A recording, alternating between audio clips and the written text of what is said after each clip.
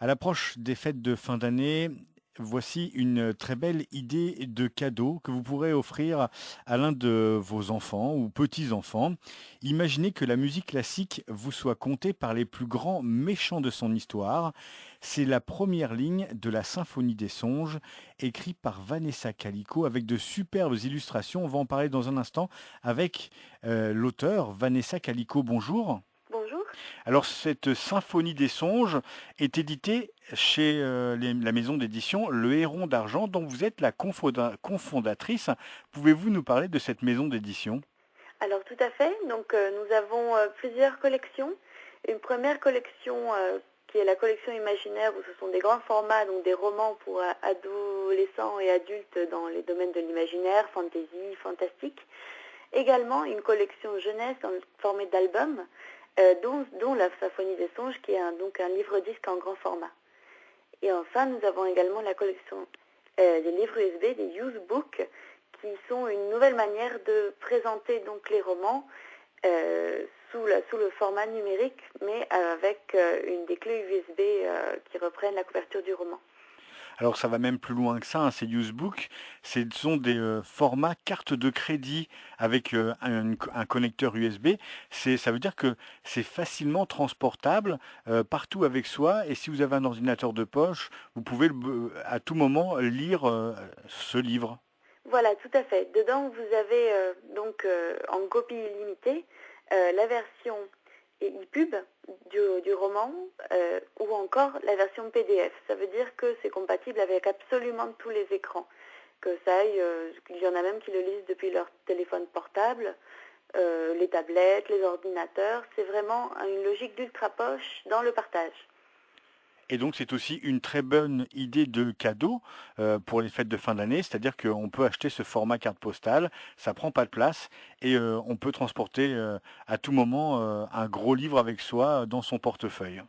Tout à fait, toute une aventure dans le portefeuille et puis quand on rencontre quelqu'un avec qui on veut partager l'aventure, eh bien il lui suffit de prêter la carte quelques instants et la personne a également la possibilité de lire ce roman. Parce qu'on le rappelle, il n'y a pas de DRM, c'est-à-dire ces codes qui empêchent le livre de passer d'ordinateur à ordinateur. Tout à fait. On va s'intéresser maintenant au livre que vous avez écrit, La Symphonie des songes. C'est un livre qui permet aux enfants ou aux adolescents de découvrir la musique classique à travers les héros des compositeurs. C'est un peu ça? Tout à fait. Vous avez les méchants, en fait, des héros des plus grands compositeurs, enfin des œuvres qui vont prendre la parole.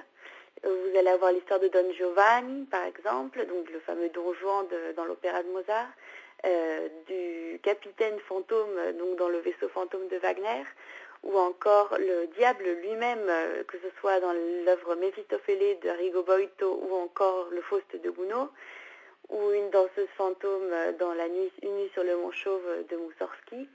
Enfin bref, ce qui est intéressant, c'est la différence de point de vue. Ça permet de mettre un petit coup de jeune, on va dire, dans ses œuvres et d'intriguer le lecteur.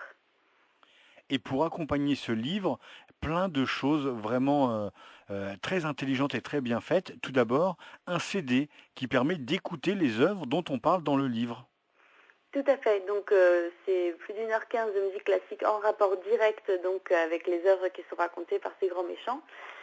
Et vous avez également donc les extraits qui sont dans le disque qui sont analysés euh, pour tout niveau d'ailleurs, pour tout niveau de lecture dans le livre. Donc ça permet vraiment d'avoir une sorte de conférence sur ces œuvres, mais qu'on peut faire chez soi à n'importe quel moment. Et on retrouve même les partitions et les paroles des musiques qu'on écoute, hein. Tout à fait. Donc, par exemple, pour le Don Giovanni, c'est donc écrit en italien, vous avez l'air du catalogue qui est chanté par Leporello, le valet, dans lequel il raconte que son maître Don Giovanni a séduit 1003 femmes en Espagne, 600 en France, 93 en Turquie. Enfin, il a fait un petit peu le tour de l'Europe pour assouvir sa soif de conquête. Et donc, c'est en italien et c'est également en français pour pouvoir en profiter pleinement. Choisir des œuvres autant jouées, ça a été difficile pour vous ou vous aviez déjà une connaissance et vous saviez déjà quel morceau prendre pour les illustrations? Alors, Moi, j'ai commencé comme professeur de formation musicale de conservatoire. Après, c'est vrai que j'ai essayé de choisir des œuvres qui étaient intéressantes d'un point de vue même scénaristique, tout simplement. Je n'ai pas pris de la musique pure, j'ai pris des œuvres dans lesquelles il y avait une histoire, une trame, ou alors au moins une référence. Par exemple, vous avez le Totentanz, donc le concerto de la mort de Franz Liszt. Là, ce n'est pas qu'il y a vraiment une histoire, mais comme c'est sur le thème du Dies Irae, c'est un rapport qui est très fort à la figure allégorique de la mort, et c'est représenté dans la musique. Donc j'ai vraiment utilisé des œuvres qui me tenaient à cœur, et c'est des œuvres également qui, je pense, peuvent tenir à cœur au public. Une autre chose qu'on doit souligner, c'est le travail de l'illustration Tout à qui fait. est assez magnifique, un peu à la Tim Burton. En tout cas, ça fait penser beaucoup à Tim Burton. Alors l'art de Sénécine est absolument extraordinaire. Je vous invite vraiment à voir ceci. C'est une très très grande artiste. C'est un honneur d'avoir travaillé avec elle. Effectivement, donc c'est à la fois sombre mais lumineux, un petit peu tout à fait comme ce qu'on peut trouver chez Tim Burton. Et c'est l'une des composantes essentielles du livre. Ces très très grandes illustrations. Elle a vraiment fait ça avec une plume de maître. Avec des personnages très fins, avec beaucoup de sombres, mais aussi beaucoup de couleurs. Et ça met vraiment en avant ce texte qui raconte l'histoire d'une jeune fille qui fait des cauchemars, c'est ça? Oui, en fait, la pauvre Luna donc n'arrive pas à dormir, elle fait des terribles cauchemars. Heureusement, elle va rencontrer une grand-mère par hasard qui va lui dire ne t'inquiète pas, écoute de la musique classique, tu vas voir, ça va s'améliorer juste avant de t'endormir. Donc, c'est ce qu'elle fait, et c'est là où les méchants de ses rêves vont trouver extraordinaire que cette petite fille écoute également de la musique classique, alors que eux, ils viennent d'œuvres donc écrites et composées par des compositeurs. Et c'est pourquoi chacun d'entre eux va raconter son histoire à Luna. Et on va croiser comme ça la liste des personnages dont vous avez évoqué tout à l'heure. Dans ce livre aussi, on retrouve des biographies. C'est-à-dire que c'est vraiment un livre très complet. On a une histoire, on a de la musique, et si en plus on veut pousser l'expérience un peu plus loin, on a ces biographies qui nous aident à aller plus loin dans l'histoire des compositeurs. Oui, oui, donc à la fin du livre, vous avez effectivement les biographies des compositeurs dont les œuvres sont étudiées, et également un très grand lexique sur tous les termes musicaux et artistiques qui ont été utilisés tout au long du livre. Donc ça permet effectivement d'avoir plusieurs niveaux de lecture. On peut tout simplement profiter déjà des illustrations de l'histoire en elle-même et du disque avec les plus jeunes lecteurs, même des enfants qui ne savent pas encore lire, on peut leur lire l'histoire. Ou alors, on peut, si l'enfant a envie d'en savoir plus, ou un adolescent, ou encore nous-mêmes en tant que mélomanes, aussi s'attarder sur les partitions et les biographies.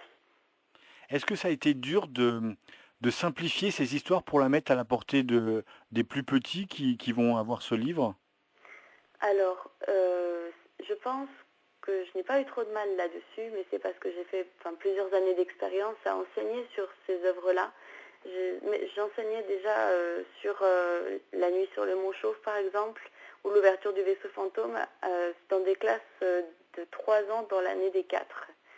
Donc, je pense que ça m'a beaucoup aidé après pour pouvoir faire le livre dans une langue qui soit accessible à tous et dans des schémas d'idées qui soient accessibles à tous. Parce que c'est vrai que l'histoire de Faust, par exemple, on peut d'abord s'imaginer que ça va être compliqué à aborder avec des jeunes enfants, mais en réalité, c'est qu'une manière d'appréhender cette histoire qui est un petit peu nouvelle.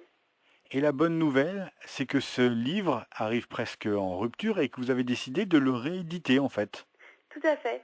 Il est sorti, il me semble, en février-mars de cette année. Et on avait déjà fait un tirage assez conséquent pour une édition indépendante, donc de 1100 exemplaires. Et il s'avère effectivement que, grâce à son succès, on est ravis, il va falloir le rééditer. Et donc on a déjà relancé la réédition des disques et on va lancer l'impression en elle-même la semaine prochaine.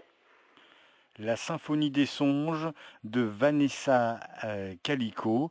C'est aux éditions du Héron d'Argent. Si vous voulez en savoir plus, il n'y a rien de plus simple. Il suffit d'aller sur internet www.édition-lehérondd'argent.com et vous trouverez non seulement la Symphonie des songes, mais aussi tous les autres livres que vous proposez, que ce soit en format livre papier ou en format e-book, usebook.